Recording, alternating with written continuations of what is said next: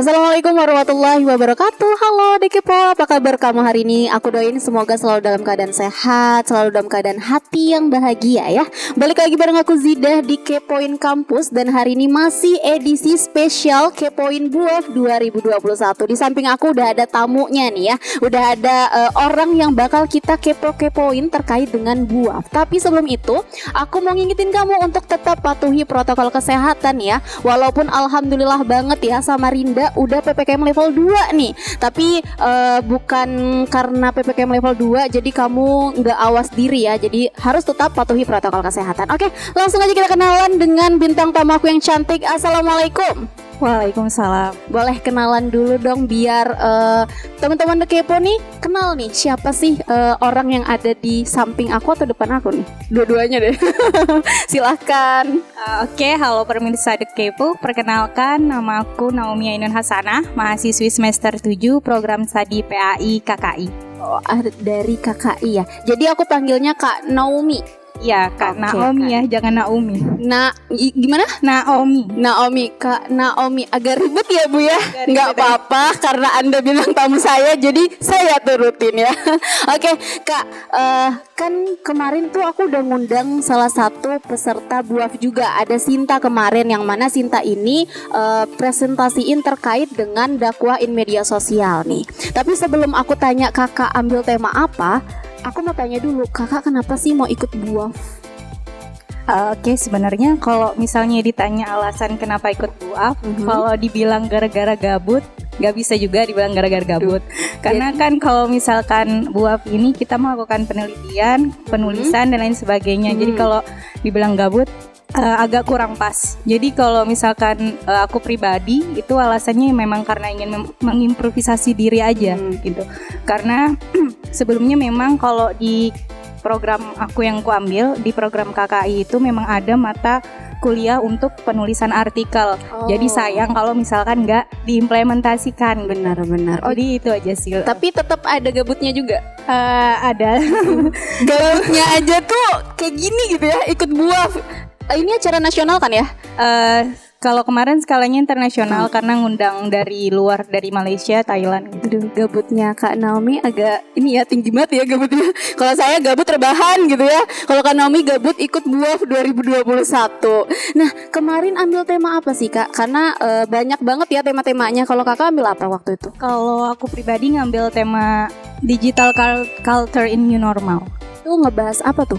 Kalau misalkan temanya secara umum, jadi tentang bagaimana kita bermedia sosial, bagaimana digital itu polanya digital di era pandemik ini. Karena kan pasti ketika di masa pandemi ini banyak sekali konten-konten, kemudian banyak sekali hal-hal yang kita dapatkan melalui sosial media, entah itu dari Instagram, TikTok, Twitter dan lain sebagainya kayak gitu.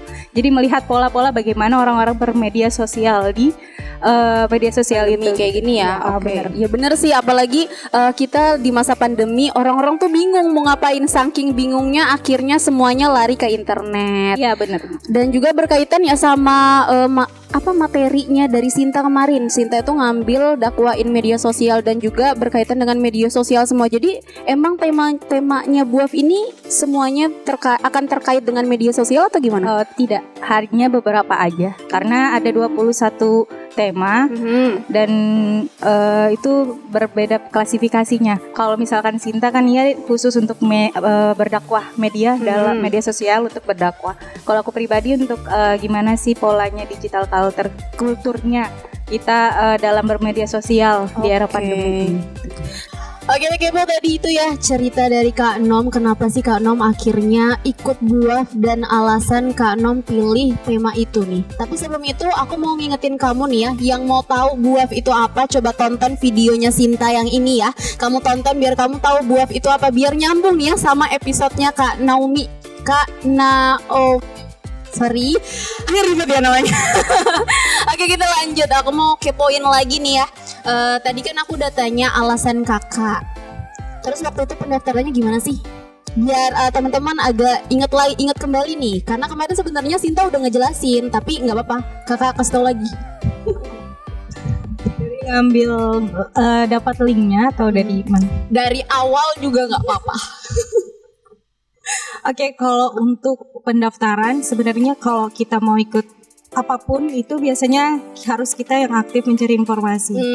Kalau aku pribadi memang mantau sebenarnya dari semester 3 karena waktu itu kondisinya lagi COVID makanya ditiadakan. Nah, jadi di tahun ini memang dipantau dan kebetulan juga banyak dari alumni KKI itu yang juga ikut BUAF. Jadi untuk linknya sendiri saya dapat dari Kak Rahma. Jadi waktu itu Kak Rahma share link, kemudian saya daftar. Tapi daftarnya ini nggak pakai daftar nama atau dan lain sebagainya, tapi langsung kita daftar langsung pakai menulis abstraknya dulu. Oh, jadi langsung? Iya. Oke. Jadi kalau misalkan di artikel itu dia biasanya key point-nya ada di abstrak. Nah, jadi gambaran semuanya itu di abstrak. Full final draft-nya nanti kalau udah lolos di abstraknya. Oh, jadi abstraknya dulu diseleksi, setelah itu baru nanti ada finalnya lagi. Iya. Terus habis itu udah pengumuman, ternyata masuk untuk dibuat final draftnya. Jadi waktu itu dalam keadaan pada saat KKN, saya juga KKN di Pulau Miang kemarin. Nah itu jadi buatnya juga agak sedikit ngejar deadline karena ketika KKN memang cukup padat kegiatannya. Jadi 3 hari sebelum pengumpulan itu saya baru nyusun materinya. Sebenarnya kalau abstraknya udah dapat bayangan kan. Jadi kalau di dalam abstrak itu dia berisi latar belakang umumnya, kemudian juga tujuan penelitiannya apa, kemudian metode penelitian yang digunakan apa, juga hasil daripada penelitian itu sendiri. Nah, kalau untuk full draftnya itu kita lebih pada menyusun kata-katanya. Dan ketika kita menulis dan menyusun kata-kata itu enggak semudah yang dibayangkan gitu. Hanya butuh waktu beberapa hari untuk memikirkan ini pas atau tidak kayak gitu. Dan waktu itu ngerjainnya selama 3 hari sebelum pengumpulan. Nah, kemudian sudah itu ngumpulnya, deadline-nya jam 12 malam waktu itu. Saya berdua sama teman saya ngumpulnya jam setengah 12 malam.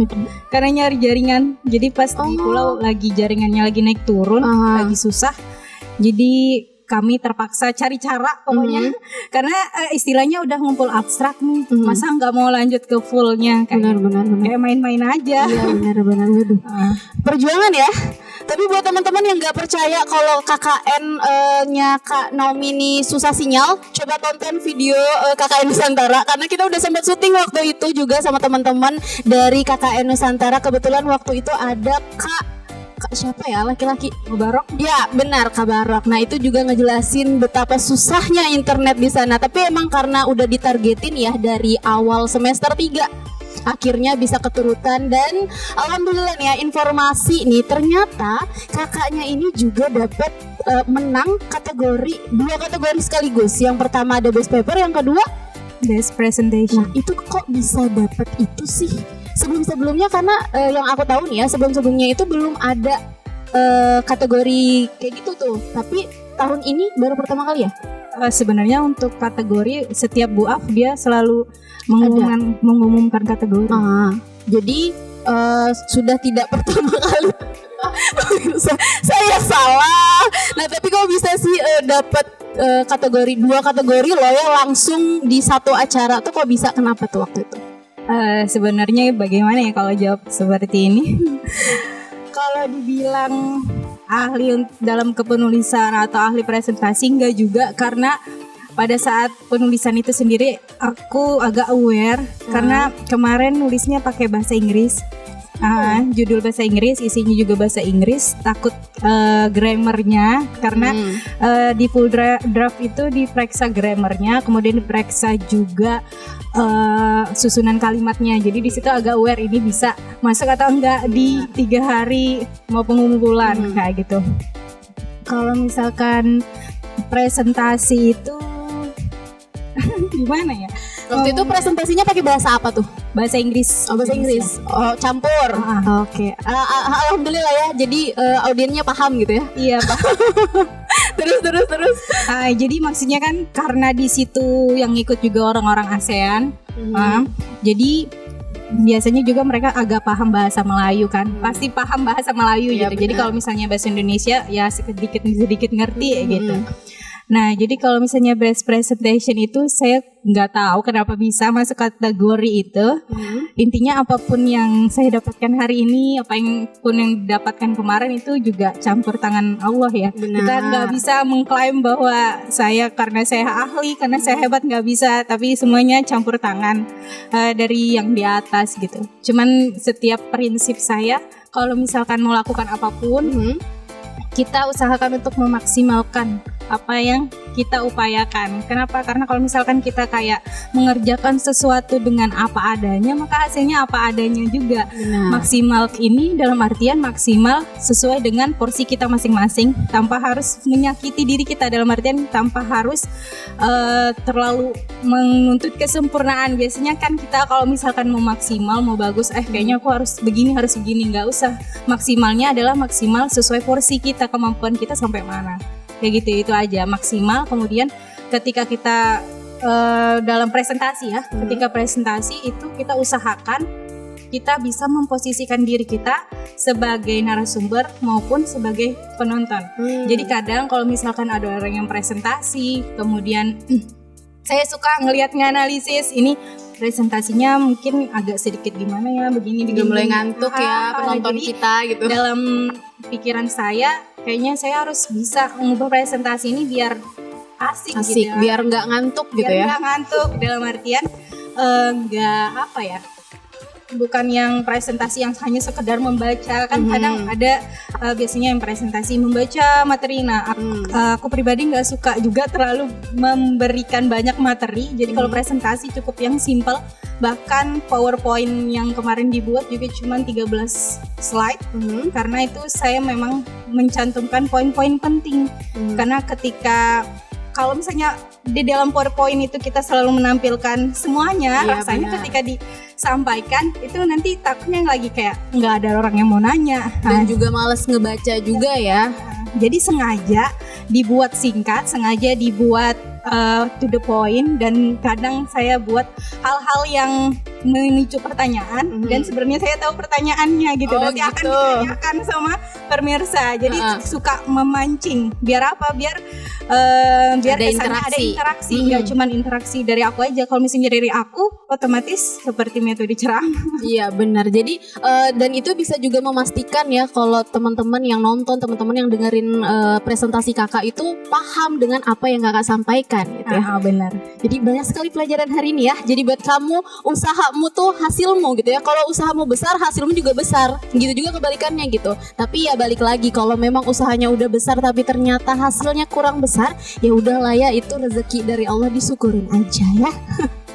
Oke deh Kepo ya, udah panjang banget cerita Kak Naomi tadi ya terkait dengan gimana daftar BUAF, terus alasannya juga gitu ya. Pasti ada kesulitannya kan, karena tadi udah sempat disinggung kesulitannya waktu itu posisinya lagi KKN, sinyalnya susah gitu ya, tapi harus upload artikel waktu itu.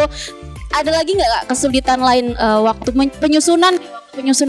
Pasti kan ribet nih, aduh nyusun kata hapus lagi tuh, ada gak? Pasti. Kalau kita menulis, yang paling sulit adalah saat menyusun kata-kata. Mungkin kalau misalnya bahasa Indonesia kita masih bisa lah, ini anggap santai. Tapi benar. Karena soknya saya, karena udah terlanjur abstraknya Inggris, otomatis isinya juga harus Inggris. Benar. Jadi itu agak kesulitan. Takut kalau misalnya grammarnya nggak pas gitu, karena yang informasi saya dapat kalau misalkan artikel-artikel itu bakal diupload di Sinta. Nah jadi di Sinta itu sudah akreditasi di atas dalam artikel jurnal gitu. Sinta itu apa? Sinta itu kayak akreditasi jurnal. Jadi kalau misalnya kita mau cari jurnal, ada yang ranking 1, 2, 3-nya. Nah, kalau yang Sinta yang paling atas gitu. Nah, udah yang level internasional. Takut kalau misalkan di-upload di situ ternyata grammarnya salah-salah kayak gitu. Nah, itu yang agak khawatir sebenarnya sampai sana juga agak khawatir. Ada namanya juga lagi ya di situ. Ada namanya. Tapi kenapa sih milih untuk menulis artikel itu dengan menggunakan bahasa Inggris? Kenapa nggak bahasa Indonesia aja waktu itu? Untuk melatih aja sebenarnya. Karena gabut ya. Enggak, karena memang suka kalau bahasa Inggris, emang suka bahasa Inggris. Jadi kemarin itu memang lagi kayak mikir-mikir judulnya judulnya udah lama punya, tapi abstraknya baru dibuat 3 hari sebelum pengumpulan abstrak juga. Jadi kayak materinya ada di otak aja dulu, belum dicari yang benar-benar referensinya dan lain sebagainya kayak gitu. Agak panjang kemarin judulnya. Jadi pas Apa pembacaan kemarin itu ngambil judul The Urgency of Religious Understanding and Digital Literacy to Minimize the Spread of Hoaxes among College Student in Pandemic COVID-19. Panjang ya. Saya aja kalau disuruh ngulang juga nggak bisa gitu karena panjang banget. Udah gitu pakai bahasa Inggris gitu ya. Tapi alhamdulillah dari keribetan yang kakak alami dapat 2 kategori, the best paper, terus The Best Presentation Individual. Alhamdulillah banget ya. Dan dari IAIN ada ambil berapa kategori ya kemarin? Kemarin 8 kategori ya. Keren banget ya teman-teman dari IAIN Samarinda. Dari UINSI Samarinda aku lupa. Karena kemarin udah dikenal dengan nama UINSI kan? Udah UIN. Alhamdulillah banget. Nah, kalau tadi kita ngomongin kesulitan, pastikan ada hal-hal yang nggak bisa kakak lupain waktu di Pontianak ya? Ya, Di Pontianak. Nah, kalau Sinta kemarin ya, keresahannya dia adalah hal yang juga nggak bisa dia lupain adalah di sana itu makanannya non halal, bener? Sebenarnya kalau dibilang non halal enggak juga. Jadi memang karena di Pontianak kebanyakan juga orang-orang yang jadi kadang ada beberapa makanan, ada beberapa toko yang memang belak-belakan gitu tulisannya, misalnya kayak sop apa kemarin, bubur babi kah, pokoknya kayak gitu. Sama aja halnya kayak di Manado kan, kurang lebih. Sebenarnya kalau dibilang non halal enggak juga. Tapi susah nggak cari makan? Enggak juga. Alhamdulillah. Ya. Jadi nggak kelaparan kan di sana? Enggak, cuman mungkin lidahnya agak berbeda. Gitu. Oh iya ya, cita rasanya beda ya dengan rasanya beda. Oke. Tapi selain itu ada lagi nggak kesulitan, kenangan yang kakak nggak bisa lupain? Mungkin waktu presentasi gitu ya, ada ngeblank kah? Atau mungkin wah cinlok nggak tuh? Ada cinlok. Kenapa ada pertanyaan itu? Dijawab, boleh dijawab. Ada nggak? Kok ketawa-ketawa ya? Kayaknya ada nih ya. Apakah ada cerita di sana? Nggak ada kalau yang cinlok gitu. Cuman memang kalau misalnya aku pribadi suka kumpul dengan event-event yang memang membawa hal-hal positif. Alhamdulillah. Harus dicontoh nih ya. Garis bawahi, harus dicontoh.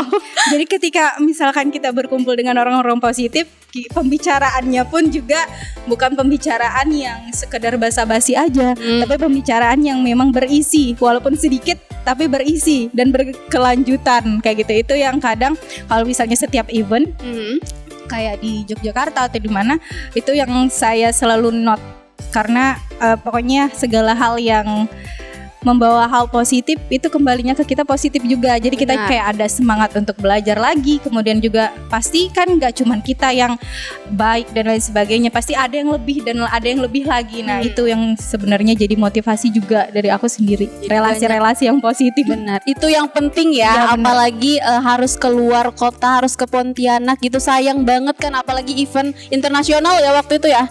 Alhamdulillah. Aduh, kamu harus mencontoh ya. Aku juga semoga bisa mencontoh. Nah, terakhir deh, pesan buat teman-teman The Kepo nih ya, yang mungkin anak SMA lagi nonton, lagi cari-cari kampus gitu, atau mungkin mahasiswa KKS semester 1 nih ya, terinspirasi dari seorang wanita yang ada di samping aku nih ya. Boleh deh Kak, biar aku juga termotivasi gitu, gak mager gitu. Oke, sebenarnya kalau motivasi terbesar itu kan dari diri sendiri. Walaupun kita banyak sekali meminta motivasi, meminta nasihat dan lain sebagainya, tapi kalau dari diri kita sendiri nggak gerak, itu juga sama aja nihil gitu. Tapi sedikit pesan atau motivasi yang ingin saya sampaikan, bahwa selama masih muda ambil kesempatan. Selama ada kesempatan diambil kayak gitu. Jadi jangan sampai kalau misalkan ada kesempatan kita kayak ogah-ogahan, padahal sebenarnya itu ada masuk di passion kita. Kita kan tahu sendiri passion kita di mana. Tapi kalau karena kita dengan alasan malas, dengan alasan ini dan lain sebagainya, kita akan stagnan di tempat aja. Dan sebenarnya karena aku merasa juga udah semester tua, jadi juga agak menyesal nggak banyak ikut beberapa event yang positif kayak gitu. Nah jadi selama masih muda-muda ini, masih mahasiswa baru, jangan bosan untuk terus cari informasi sesuai passion kalian. Mana kita tahu di situ adalah satu batu loncatan kalian untuk menuju hal yang lebih baik lagi. Kemudian sama seperti tadi, memaksimalkan apa yang kalian upayakan. Jangan sampai kita melakukan hal itu dengan seadanya saja. Sama seperti kita mengerjakan tugas di kuliah. Kalau misalkan kita mengerjakan seadanya aja ketika presentasi, ketika kita ditanya dan lain sebagainya, maka kita akan menjawab seadanya aja. Padahal kan kita kenalnya mahasiswa. Mahasiswa itu adalah orang yang memiliki pola pikir yang kritis dan lain sebagainya. Itu aja sih. Panjang ya pesannya. Ingat ya deh kepo, jangan sampai ketika kamu masuk kuliah bersantai-santai. Jadi ambil aja kesempatan yang ada gitu ya. Walaupun mungkin bukan passion kamu di situ ya, tapi coba deh diambil gitu. Siapa tahu rezeki kan kita nggak ada yang tahu gitu. Akhirnya kita nemuin nih, oh iya aku bisa nih di situ gitu. Terima kasih banyak ya Kak Naomi ya. Udah jauh-jauh dari Balikpapan loh ini ya. Terima kasih banyak kru Kepoin Kampus telah mengundang orang dari Balikpapan jauh-jauh ke sini. Makasih banyak ya Kak. Ya, semoga pesan-pesan tadi bisa jadi pembelajaran juga buat teman-teman dan aku pribadi sih ya. Aku harus banyak belajar nih tentunya. Terima kasih banyak. Oke, sebelum kita pamit nih Kak ya, boleh promosi IG-nya. Siapa tahu nih ya ada di Kepo yang mau tanya-tanya Kakak terkait BUAF mungkin, atau minta motivasi juga Mas ya. Boleh nggak? Akun IG aja. Kalau nomor HP boleh, silakan. Mungkin kalau nomor WA di DM aja. Oke, DM ya. Untuk nama Instagram itu Naomi_Hepzibah. Agak ribet juga namanya. Editor tolong tulis di bawah ya. Iya, nanti saya tulis habis ini nama IG-nya, udah itu aja. Untuk nomor telepon dan lain sebagainya lewat DM aja. Boleh ya, berarti boleh minta nomor telepon. Silakan ya teman-teman yang mungkin mau tanya-tanya ya, garis bawahi tanya-tanya. Oke, terima kasih lagi ya Kak Naomi ya. Aku ingetin juga buat The Kepo, jangan lupa untuk follow akun IG kita karena informasi semuanya ada di situ di @wincitv. Dan aku ingetin lagi untuk kamu jangan lupa subscribe akun YouTube ini karena itu bentuk dukungan kamu buat kita semua. See you, bye bye. Wassalamualaikum warahmatullahi wabarakatuh.